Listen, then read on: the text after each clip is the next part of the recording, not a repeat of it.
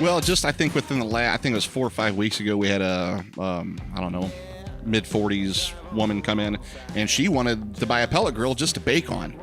She wanted nothing else to do with it but just to bake. And I said, well, you can use it to bake. You know, that's one aspect of a pellet grill you can do. But she goes, well, I just like being outside. She goes, my husband's always, you know, he's got this big offset smoker. And she goes, I just want my own pellet grill, and he can't use it. This is the Meat America Podcast, presented by Code 3 Spices, produced by Red Meat Lover. And now your host, Joey and Mike.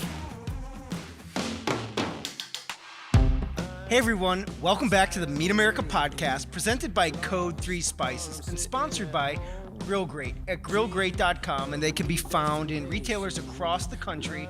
Our other sponsor is Ardent Spirits. Today we're here at Old Herald Distillery in Collinsville. My name is Joe Lampe. You may know me as Joey Brisket, but I am the Chief Beef Officer at Red Meat Lover and redmeatlover.com and Red Meat Lover on YouTube. I am here with my partner, Mike Radosevich of Code 3 Spices and Code 3 Barbecue Supply. What's poppin', Mike? Joe, how we doing? We've had a fun day, haven't we? It's always a great day. Every day we get together to film. It's I look forward to waking up. We had a exciting first guest with Christina Fitzgerald, and Mike popped in as well. My business partner, Chris, schooled us on the competition steak world. And this is one of my favorite people in the industry, very hard worker, Australian by birth. She's now a Texan. She is a meat expert. She's a purveyor of Hardcore Carnivore rubs, which we sell at our store, Code 3 Barbecue Supply. Jess Pryles, how are we doing today? Hi. I'm Good to doing see great. you. Thanks for coming on. I'm here with you. Yeah. So, Joe, lead us off, buddy. Well, just thank you for being here. One of the things I want to talk about when I was reviewing, first of all, I followed you on Twitter and elsewhere for many years, so it's very much an honor and a pleasure to have you joining us today. In looking at your bio, it really seems like, our journey started at the same point, right there in the market, looking at different cuts of meat and being very confused. So can you tell us a little bit more about, how you went from being someone who didn't know much about cooking meat to being a meat expert? Tell us about the journey and really the first few steps. I will say, we throw around expert, and I know I've used that to refer to myself just for ease of use, but obviously I think we all feel like there's always things to learn. So we use that with a grain of salt. But, my experience was that I always loved eating meat, never had a problem there. I just wasn't really familiar with how to cook it. My mom was the world's greatest meat cook. She firmly believed in well done. And because I didn't have that knowledge in my own household growing up, it was just a big mystery to me. So I wasn't really confident on which cuts to buy. I wasn't really sure exactly how you cook it, because you hear so much stuff, even about steak, 7 minutes per side, or this is exactly how to do it, or I've got a secret marinade. And you just think, it's too much trouble. Don't even worry about it. And it was actually a trip to Texas that kind of started as the catalyst to all this, because when you come to Texas for the first time, you have to eat barbecue. I ate barbecue. I love barbecue. That's not a stretch. And then I guess, as I kept kind of traveling back and forth between Australia and Texas, I got curious more as to how barbecue was made. And then I think I tried to buy a brisket in Australia that I was going to attempt to make in my oven, because I was like, I'll give it a chance. And I went and bought a brisket, and it was basically like a completely trimmed, rolled flat, because that then taught me a whole lot of stuff that I wasn't ready to expect about the differences in butchery between the countries, and the differences in cattle breeds and sizes and slaughter weight and all this stuff that is, super specific, but I found it so interesting. So as I was learning more about the raw stuff on the side of barbecue, I was learning a lot about meat in general. So the education on both meat itself and how to cook it kind of happened at the same time. I pretty much went out and bought a charcoal grill and bought an offset smoker. And I thought, I understand that these are the two hottest apparatuses to run. So if I can do it on this, I can do it on anything. Well, you're living in a state that is probably the best state in America when it comes to, being schooled with some of the best meat people in the industry down in Texas. Brisket, originated from there, right? I don't know. The one thing I do want to say, Jess, is your success it's happened fast. I mean, this whole Jess Pryles Hardcore Carnivore deal, what year was it that I saw you down at the book signing in Dallas Fort Worth at MBBK? Was that 4 years ago? 3 years ago? That was 3 years ago. I think it was 3 years ago. 3 years ago? Okay. Well, you had just come out with your book, I believe. Do you want to talk about that book real quick? Yeah. So, and that book had actually been out in Australia for a year already. It's funny because it feels like not long at all, but really I've been doing this for nearly 10 years. It's just crazy, that I isn't it? started 5 years ago. Yeah, so, it's nuts.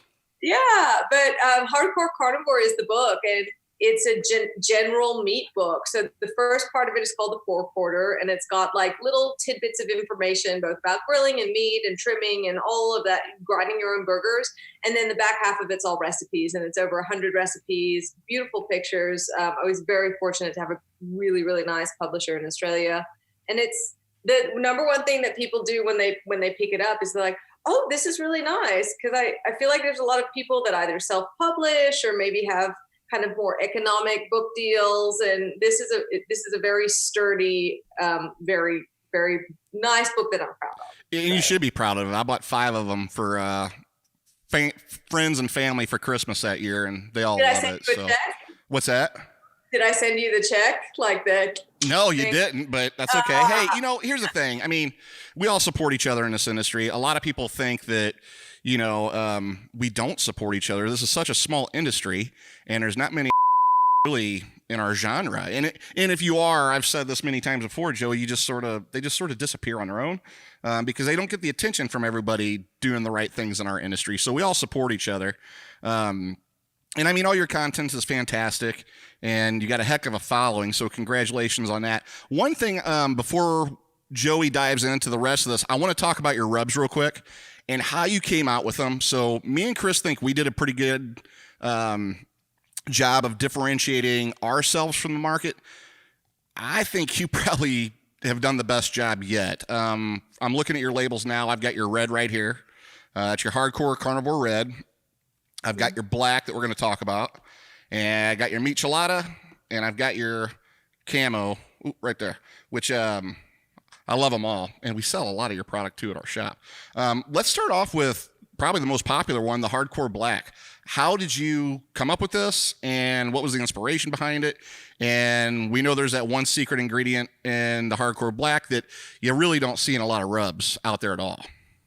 Yeah, I mean, unfortunately you do now, because I guess I just made it so popular that everyone's trying to copy it. But there's a few of them out there. It's still the best, so I'm good with that. Yeah. But and I want to say, like, I use the code 3 as well, and I love that angle as well, of course, about the first responders. Thank you. But the idea of Hardcore Carnivore, of course, was so simple to me. I'd started using that phrase just as a no-brainer. My whole website just started as a way to share food experiences and recipes. So I loved writing, and it's not that much of a stretch. And I'd use that to refer to myself, and I thought this is actually very clever. And I've been cultivating this audience and sharing recipes and interacting with people, but I don't ever have, well, I shouldn't say ever, but I don't have plans to open a restaurant. It's not on the cards. And I thought, well, how can I share beyond just recipes, the way that I think things should taste with people? And I'd seen activated charcoal, which is the not so secret ingredient, which is why it's jet black. I'd seen it being used in other areas, particularly in health foods and shakes and weird things like that.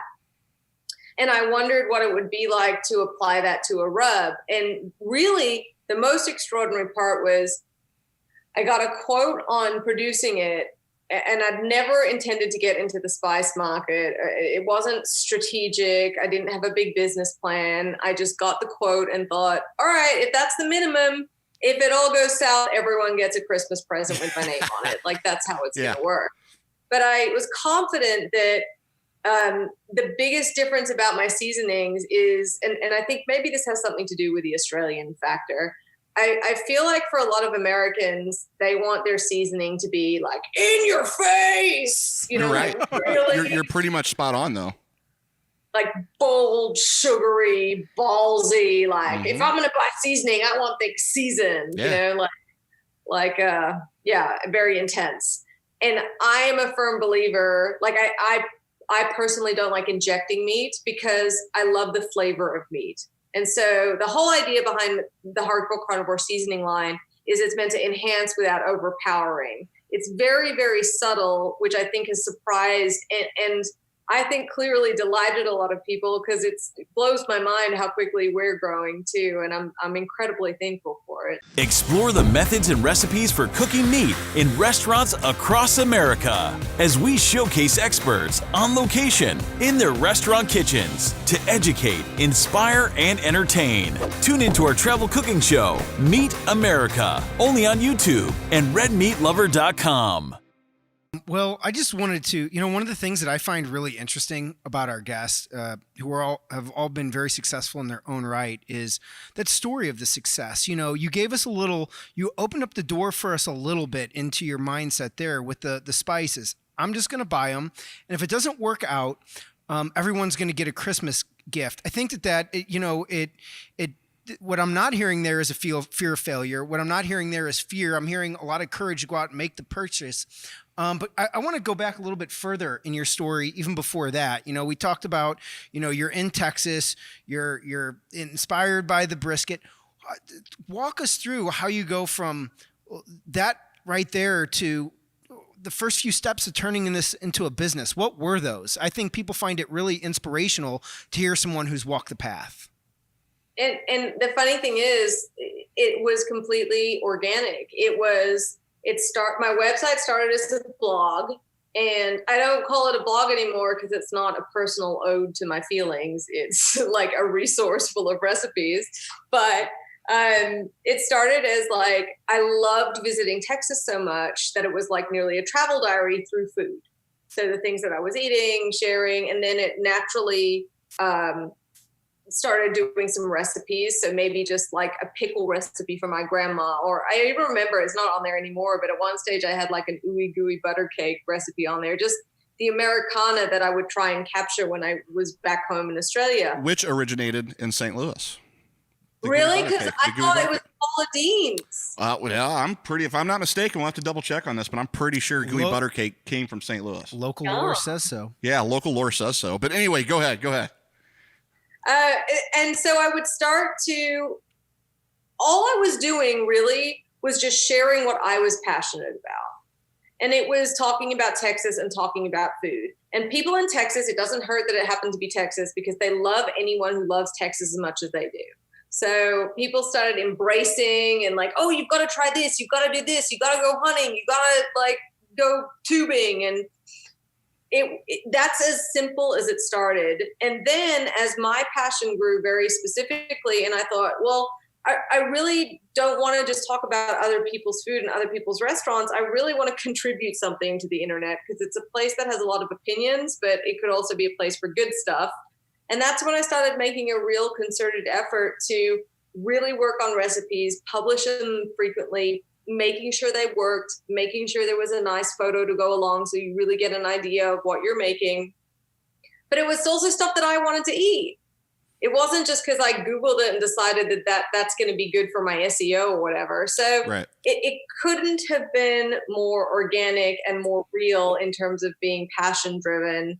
And then it just starts building and building from there because then people naturally start asking you questions. You then want to be able to answer all of them. And I've constantly kind of educated myself along the way too. So whether that be short courses at Texas A&M University or going to slaughterhouses or talking to ranchers or reading textbooks or speaking to people in the industry or anything that I could get my hands on. And actually it's going to culminate this year, which I'm super excited about. I'll actually be completing a graduate certificate in meat science. Congratulations. That's awesome. So there you go. That's a great story, great backstory. One that, parallels a little bit of my own experience there, starting a blog and then having it blossom into this YouTube channel that I never expected. But one of the things I'm curious is, when did you have that benchmark or that first feeling of success that says,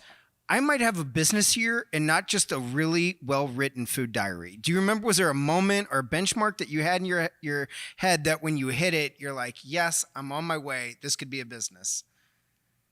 So I've got Hardcore Carnivore and I've got Jess Pryles. And the Jess Pryles thing, I never ever had ads on the website because I wanted it to be taken seriously, right? Like there was a legit resource. And it's that, the Wayne's World 2 thing. If you book them, they will come. If you build it, they will come. And I knew if I kept producing quality content, I've been able to partner with people like Kingsford and Gerber Knives. And that's the business side of the Jess Pryles factor, and getting invited to speak places and partnering with strategic brands and all that kind of stuff. But with Hardcore Carnivore, once black took off and people started saying, we love it, but it looks terrible on pork ribs, because it does. It makes them look like you burnt the out of them. Yeah. And I thought, oh, gee, well, I better come out with a red one, and with same flavor profile, bright red, all natural. Hardcore Red came out because people love black so much, but they wanted a product suitable for pork. So it's nearly the same flavor profile, just with an all natural red color. And then all of a sudden you turn around and you're like, oh crap, I'm 2 products deep. I have a product line, and now it's time to take it seriously. Well, the one thing I'll say about the black is we got a lot of competition guys and gals coming in our store and using your black on burn ends. And we have a lot of people coming in for the Hardcore Red for the color aspect in steak cook-offs as well. So there's really a good application for everything you got, especially with your camo as well. Jess, let's move on to your meat chilada real quick. This was if I had to take an educated guess, this was probably a really big hit right off the bat for you. It's got a nice citrusy taste, and there's not many rubs or seasonings on the market with that citrus element to it. I got horrible eyes and I can't really read all of them, but lime powder, I see dehydrated garlic, brown sugar, spice of salt, citric acid, et cetera, et cetera. What was your inspiration on this one? So that one is actually our partner collab with Lone Star Beer, which is, the national beer of Texas.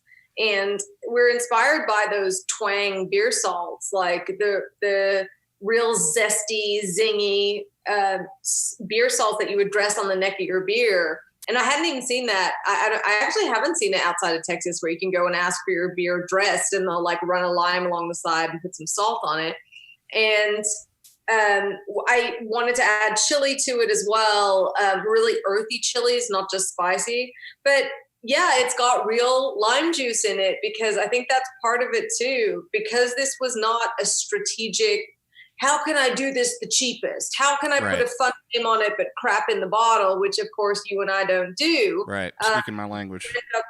You end up with premium ingredients because that's the way you want it to taste, which might cost a little bit more. But I think as soon as folks figure out that it's actually worth the taste, that the money is worth the flavor, then it's a different story. Well, and anyway, it's cheaper than meat, right? No, absolutely. And then just to touch on your Hardcore Carnivore camo, game and lamb seasoning. I don't get to cook a lot of lamb, but when I do, I use this. I actually use some of our Sea Dog Cajun blend with yours just to give a little bit more heat to it. I like my lamb pretty warm, spicy, if you will. But this is an amazing base. You can obviously just use this, but next time you're over at the house and we're messing around, I'll do some lamb with Well, yeah, it says lamb and is it game meat? That is what it says on there. And so I was recently put together some questions for our friend Ben at Smoking Hot Confessions for a little trivia game he was doing during the quarantine. And one of my questions had to do with meat pies. And so I was a little bit surprised to see, as I researched meat pies, that kangaroo was one of the ingredients that you might find in meat pies. And so with your background coming from Australia, can you tell us about, are there any different proteins over there that they use, like kangaroo or others, that are very common on the menu over there? I think lamb is more common than they are here in the U.S. Yeah, the biggest one that you notice for sure is lamb. It is so common to grow up with it, to grow up eating it. And it's one of my very favorites. And it's very hard and very expensive to get here. Mm-hmm. And a lot of the American raised lamb actually tastes very like diet beef, because Americans don't like the American palate doesn't love the gaminess of lamb, which is what we love about it. So it's kind of been bred here to be a little less offensive, a little more like veal. But yeah, lamb is a big one. Kangaroo is like, it's used a lot in dog food. They're exactly like deer. So they're a pest in certain areas. The farmers usually have to cull them during season to stop them kind of destroying the crop. And although unfortunately with the drought right now, they're not in good shape, but you can get it in some grocery stores, but it's not that good. It's really not that good. I'm sorry. At least you're being honest about it. I would imagine a little tough from all the muscle and jumping around and all that. You talked about some of the differences in lamb between the U.S. and Australia. Are there any differences in beef that you could share with us for someone who's not been to Australia but is maybe planning their next vacation there, or vice versa, the Australian who's looking to come to the stateside? And what are some of the differences that they'll experience in beef? A lot of it's changed over the last few years as well. It used to be that the majority of Australian beef was kind of yearling. So genetically, the carcasses are much smaller. So the steaks would be smaller and much less marbled as well. And it's funny because the U.S. also, of course, has the USDA grading system, which everyone knows. Australia has a much more advanced system called the MSA, but the Australian public has no idea that it exists. So I feel like Americans are much more au fait about knowing what to ask for with their beef. The main difference now is you'll find a lot more grass-finished beef in Australia. It's very common. It's not as much of a delicacy because we have a lot of really quality pasture there, particularly in a lot of the cattle raising areas. So we still have feedlots and we still have grain-finished product too, but corn is not a major crop as it is in the US as well. So when they are finished, it's not necessarily even on a corn blend. So there will be a difference in flavor there because even the grain-fed stuff is different grain than what you'd have here. And there's a tremendous difference in flavor, I think, between grass-fed and grain-fed beef too.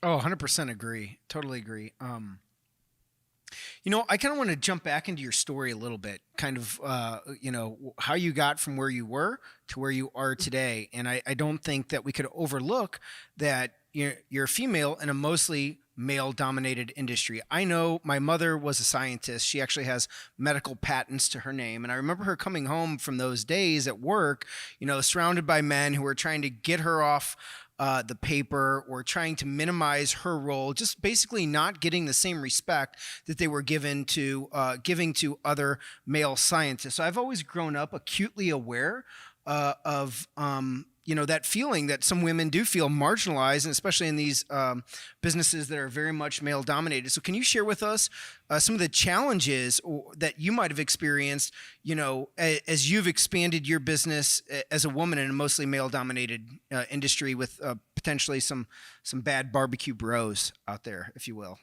Honestly, for the most part, it's actually been overwhelmingly positive.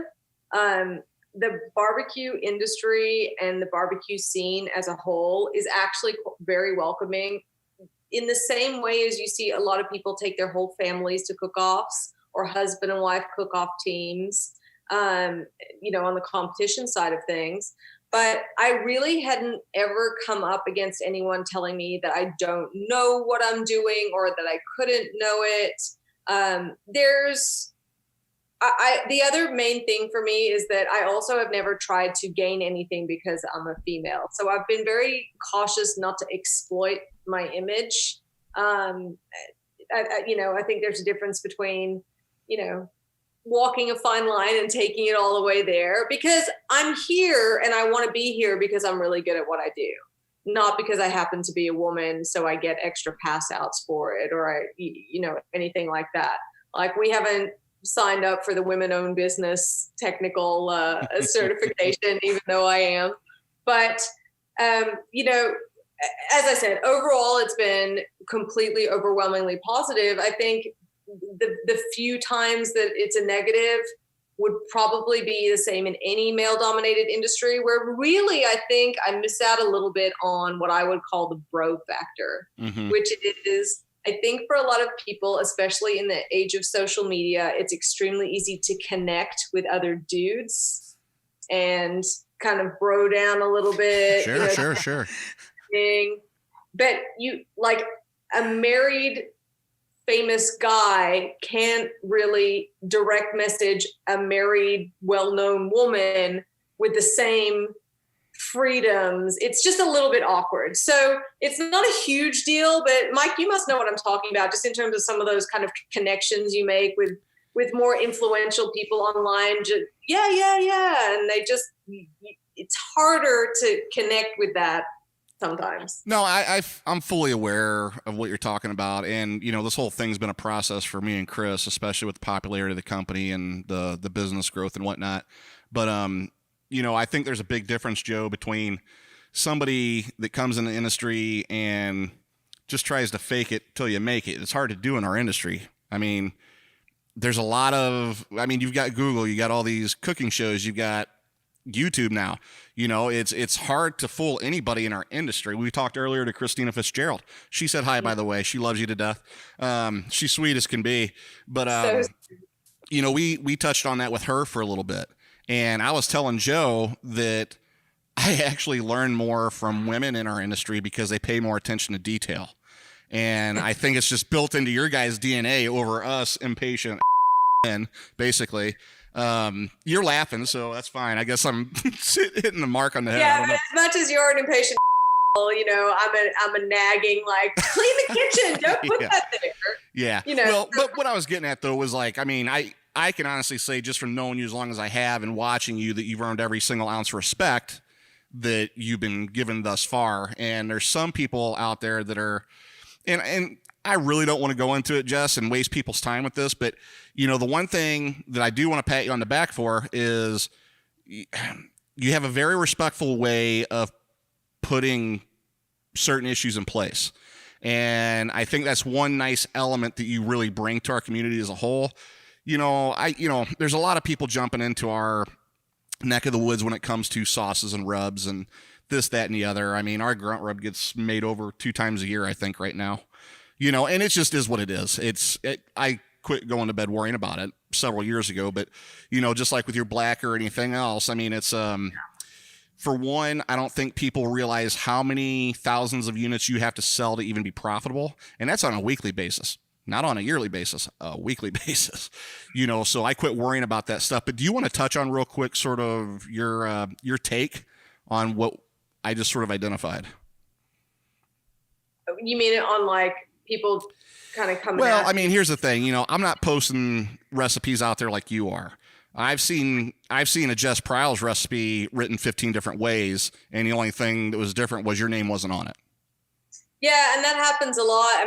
So it goes the gamut from, like, I've seen Facebook groups where the guy was cutting and pasting whole recipes, including the pictures from the internet, to, like you said, like people having the best of intentions, but maybe not realizing that it's appropriate to attribute to you because you can maybe get something out of that ultimately, even if someone's just clicking on your name or what have you. And you're 100% right. You kind of just have to let it go and believe in what you're building and believe in the quality of the recipes that you're writing, the quality of the seasonings that you're putting out there. Right. And I still struggle with it, to be honest with you. I think one of my worst personality traits is being irritated by what other people are doing, as that's not fair. It's not fair that they get to do that because it's my recipe, or it's not fair that they get to bring out a black rub that's 100% a copy of mine. Right. Because you want things to be just because you're a good person, you do things the right way, and it's not fair. And you get to the point where you realize that the world isn't here to make sure that things are fair. So all you can do is put your head down, block your ears, and keep moving forward. And that's what I do now. And that's absolutely right. And I'm going to go ahead and extend on that statement for a little bit, Joe. So, me and Chris, we work very well with each other. We're yin and yang, 2 completely different personalities. But me and Chris share many common goals and core values. And me and Chris are very highly competitive people. We hate losing, and I cannot stress enough to people listening or watching, I hate losing. I would rather jump off a bridge than come in second place. As long as we're giving it our all, yes, we can deal with it. But in business and even in personal life, you can't worry about that stuff because those are the times where you have to separate yourself from everybody else. Those are perfect opportunities. Like you said, keep your blinders on, keep your head down, keep putting one foot in front of the other. And that's how you separate yourself from competition. And that could be, like I said, that could be life-based as well. But from a business standpoint, we quit worrying about that stuff. I mean, it's sort of useless. The time you spent worrying about it and the energy you put into being upset about it is time and energy that you're not putting into moving forward. And if you're not moving forward and you're not focusing on the next thing, then someone else has already beaten you. Yeah, basically. So as you're as growing any business, there's always challenges. Those are kind of itches, scratches, pinches, annoyances. Can you tell us, about a challenge that you faced maybe early on or at any point throughout growing this business and how you, the mindset it took for you to move past that? I mean, even what you're talking about today, it takes a certain level of, getting over it or getting through it. So can you share with us, an early challenge and how you address that? Yeah. I mean, one of the challenges, the very first challenge I think that I faced was that I've always had a knack for marketing. I clearly am comfortable with social media and that aspect of things. I know what I want branding to look like. All of that comes naturally to me. It's like I was always a humanities student in school, but math, like I would do anything to avoid, right? Because it just didn't come easy to me. And creating the recipe, naming the product, knowing what I want the label to look like, finding someone to make it, easy, easy, easy, easy. And then you get to the stage where it's like, oh crap, I have this product. Now I'm running a business. I know nothing about logistics. I know nothing about packaging. Oh my God, what do I do? That's why you need a Chris Bonemeyer in your life. Right. Can I borrow him, please? No, not right now. You can't. Wait till after Christmas. Right. And you've got inventory and logistics and growth and capital and all of this stuff that is not my forte, but now I have to deal with it. Mm-hmm. That was the toughest thing, especially when it was 100% a blessing because it only came because the product was taking off. But you turn around and all of a sudden you're like, oh, okay. I mean, it started as just me. It Sure. was me packing the orders. It was me I used to put a little gummy burger in every pack. And then I discovered that I was eating more than I was putting in the pack. So Krabby those Patties? Yeah. SpongeBob Krabby Patties? Yeah, the yeah. Krabby Patties, 100%. And what really strikes me is, we've talked to many people who have just talked about, success being a key function of success is being that willingness to step outside your comfort zone and continue Right. to press it. And, courage isn't the absence of fear in my mind. To me, it's the presence of fear, but we move forward anyway, right? It's not that it's not there. No, it's definitely there. It's real, but we're willing. People who are successful are willing to take one step over that line of fear and saying, I'm willing to address this. I may not know, but I'll find out, and that just seems to be a common thing that I've heard from so many of our guests who've experienced such high levels of success. But Joe, that's why these people have success. Me and Chris's success didn't come overnight. It's been almost 8 years of going nonstop, putting all things aside, not going out on dates with your wife or not taking your kids on vacation because you had to do this, that, or the other. There's time to play down the road once you get to that finish line, as we've talked about before. But all the people that we've had on the show are successful. One is because of their mindset, and they don't quit. They keep getting up, after they're getting knocked down. Which sort of leads me into what I want to ask you, Jess, is throughout this journey, almost 10 years, what is your favorite aspect, one of our industry, and let's mix it up after that one. So one of our industry, and what's your favorite thing personally that you love about your own personal business journey? I love about our industry. I know people use the hashtag barbecue family a lot. And I do need to say that I do feel that sometimes that's used a little bit disingenuously. It's just easy to throw it around and it's easy to kind of brush it over when we're not acting our best behind the scenes. But if not necessarily barbecue family, it's certainly barbecue friends. And my favorite part about the industry, which unfortunately doesn't happen right now, but it will once this thing goes away, is getting to fly to so many different places and so many different events and see familiar faces and see those people like you're seeing long lost friends, like it was only a couple months, like, oh, where were we? Was it Fort Worth, or was it Chicago, or was it Kansas City, or, like, we've seen each other in so many different places because barbecue and this industry has brought us there. And you get to be like, oh, I get to go away for business and see all these great people I know and catch up with them. And that, I think, isn't really an aspect that shouldn't be understated. And that's one thing that I'm certainly missing about the travel that we haven't been doing right now. But I guess about my business, sometimes I'll allow myself to take a few seconds and stop and think. Mm-hmm. And I honestly feel like I'm extremely proud of it. I'm extremely proud that I immigrated with 6 cartons of worldly goods, 6 cartons and 3 suitcases. Mm-hmm.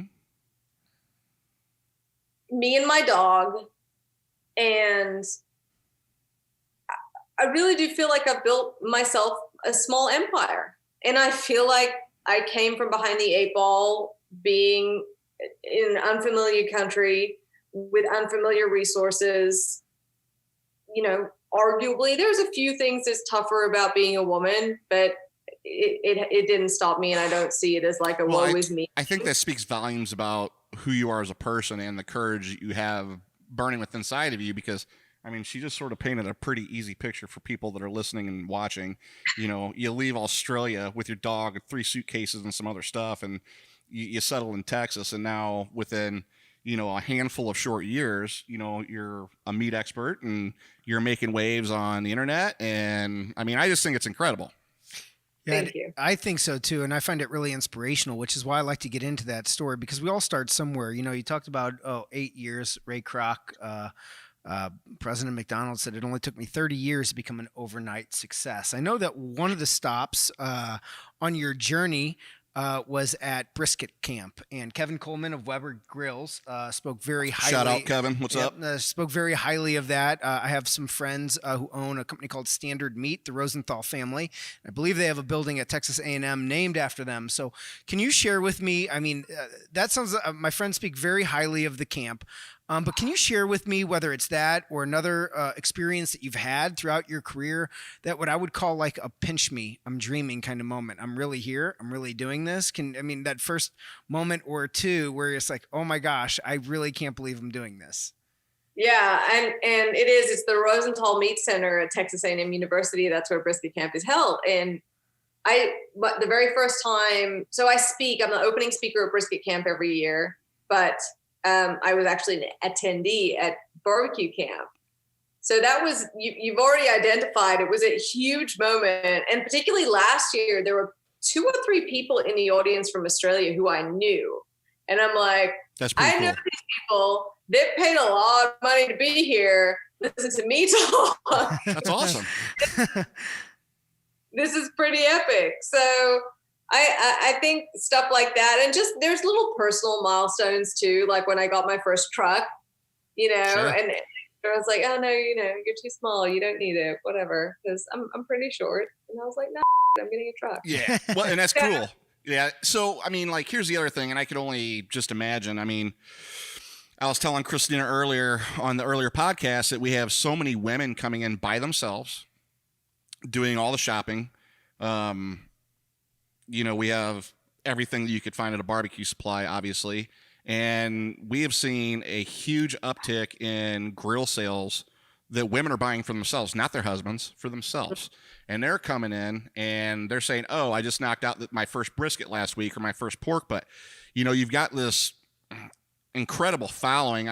I could only assume with you putting your heart and soul into all this content that it probably makes you feel really good or makes your day when you get a DM or a text message or a message on any of your social media platforms saying, hey, I got into smoking or grilling because of you. It's got to be an amazing feeling. My favorite is when someone's like, I used your recipe and now I look like a winner in front of my family, or with the best meal my family ever had. But quick question, Mike, are they buying pellet grills? you know what? What's crazy is we're seeing everything. So we're seeing Weber kettles, we're seeing PKs, we're seeing pit barrels, Hunsaker smokers, we're seeing Weber Smoky Mountains. I mean, it's not just pellet grills. I was going to say, like, one of the big things that, and I know I'm the same, like, women are generally a little neater in the kitchen. And so I think the biggest prohibitive measure right now, or previously for women getting into grilling and barbecue, was just that it was quite laborious and dirty. Mm-hmm. You know, that if you don't even know that a charcoal chimney exists, it just all seems a little bit difficult. And the idea of just flicking a switch and still getting to, you know, like if I show you a picture of a brisket that was cooked on a pellet grill, you'd have no idea that it was cooked on a pellet grill, right? And so I can see how that would make a whole lot more people, like, it's not about the cooking, it's about having to run the cooker and do the cooking that's intimidating. So kind of easing on one of those is a great way to get people into it. Well, just I think within the I think it was 4 or 5 weeks ago, we had a I don't know, mid-40s woman come in, and she wanted to buy a pellet grill just to bake on. She wanted nothing else to do with it but just to bake. And I said, well, you can use it to bake. You know, that's one aspect of a pellet grill you can do. But she goes, well, I just like being outside. She goes, my husband's always, you know, he's got this big offset smoker. And she goes, I just want my own pellet grill, and he can't use it. You know, so I think that's sort of cool, you know, so there's different elements coming into play. And whether that's because of COVID or the pandemic or whatever you want to call it, I just think there's a huge upswing in popularity for barbecue right now, especially women in barbecue and women in cooking. Yeah, you know, I to your point, Jess, one of the things that really, you know, that creates the most meaning for me in my day-to-day life is when I get that email from someone who said, hey, I used your recipe to celebrate our 10-year anniversary, you know, and I think that those are the neatest moments for me on my end. You know, that's what adds the most meaning, you know, and the most wind behind the sails to keep doing what we're doing over here. As you kind of mentioned it earlier, and I missed my chance to ask the question, but you were talking about DMs, and so I have to kind of share the story with Jess, my wife. I'm married as well, so my wife asked me recently. She asked me if anyone has slid into my DMs, and I have to laugh because I thought about that for a day, and I told her, I said, it actually never occurred to me that anyone would, and I was like, and I just said, oh yeah, like someone wants to slide in the meat guys DMs now, and I mean this in a very complimentary way. You're a very attractive woman. You're out there, socially involved. How are you dealing with that on a day-to-day basis? Are you dealing with that? I mean, I get that. I do get that. This will be my dog pushing in and deciding she wants to have a conversation. I definitely do get those messages. See, you haven't paid me enough attention. Yeah. I get those messages. Oftentimes they're just flippant, like, wow, I want to marry you, or, you know, ridiculous things. Or sometimes you think people are actually giving themselves a shot here. What they don't realize is that I punched well above my weight bracket with my husband because he's super hot. And there's just zero reason for me to even want to know about any other DMs. So, sure. Yeah, it works out like that. But you wonder, like, really? Yeah. Really? Do you think this was going to work out for you? Yeah. She asked me the question and I said, it never could have occurred to me, but, you know, kind of in the one message I did get recently, which borders on, fan mail / creepiness, is I had someone tell me that I was their best friend. Now, keep in mind, I've not met this person. And so that struck me as a little bit odd. It's a little creepy. Just a little bit. So, Jess, once everything slows down with this pandemic and things start getting back to normal, what are some of the things that we should see from Hardcore Carnivore and Miss Jess Pryles? Well, we just relaunched all of our seasonings in larger bottles. Saw that. Congratulations. Yeah, thank you. Well, people don't think of stuff that being a lot to work with. Let me just paint a quick picture. I mean, you're dealing logistically. You're dealing with sometimes different manufacturers for different size bottles, different size labels. You got to go through the label manufacturer. It's a lot of work just to come out with a bigger bottle, but I thought that was excellent that you guys have done that. Yeah, it was time to happen. That's that's the kind of the standard size in our industry. And we're really excited that that's happened, and people love it. So it's always sad to run out. So giving them a size where they run out less frequently feels like a good idea. And we're always on, on the R&D path, be it for products. We also have butcher's paper and really successful high heat gloves, because of course they say hardcore and it's just cool as shit. Right. But those sort of products where they're meaningful quality products to add to a carnivore's arsenal is all the stuff that I like researching under our umbrella. So constantly looking for stuff. And as soon as I get to travel again, it'll be seeing people in this barbecue friendship circle. And I really miss traveling for inspiration. Like in 2 weeks' time, I was supposed to be in Oaxaca, Mexico. And can you imagine like all the food and the flavors and the ingredients? And Absolutely. That's really important to me as a foodie, not just enjoy the experience, but to start to think, oh, what can I use that ingredient in? And what will that flavor go with? So that's what I'm most looking forward to. Good deal.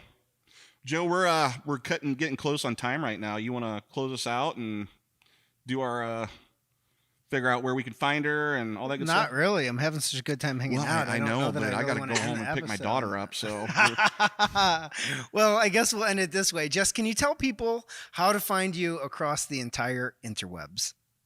Absolutely. So as I mentioned, there's me and then there's Hardcore Carnivore. So JessPryles.com and at Jess Pryles on Instagram, Facebook, Twitter, and then hardcorecarnivore.com with Hardcore Carnivore on Instagram and Facebook as well. And of course, I'm on YouTube. I totally forgot. There's just not even a point mentioning it when Joey's around, but it's true. Well, and I just want to say to everyone listening at home, if you're finding her online, stay out of her DMs. Okay. I just want to further just really thank you for spending some time with us today. As I mentioned, I've followed you on Twitter for years. It's been an absolute pleasure getting to chat with you a little bit today. I want to say to everyone who's listening to this, we hope you really enjoyed this episode today. If you did, the greatest compliment you can pay to us is heading on over to iTunes and giving us a 5-star review. If you're watching this on YouTube, you guys know the drill. Go ahead and hit that big thumbs up, a like button, or even better, subscribe to our channel so you'll never miss a beat as we introduce you to some pretty incredible people from across America as we meet America. Subscribe to our podcast and YouTube channel at redmeatlover.com and learn more at meetamericapodcast.com.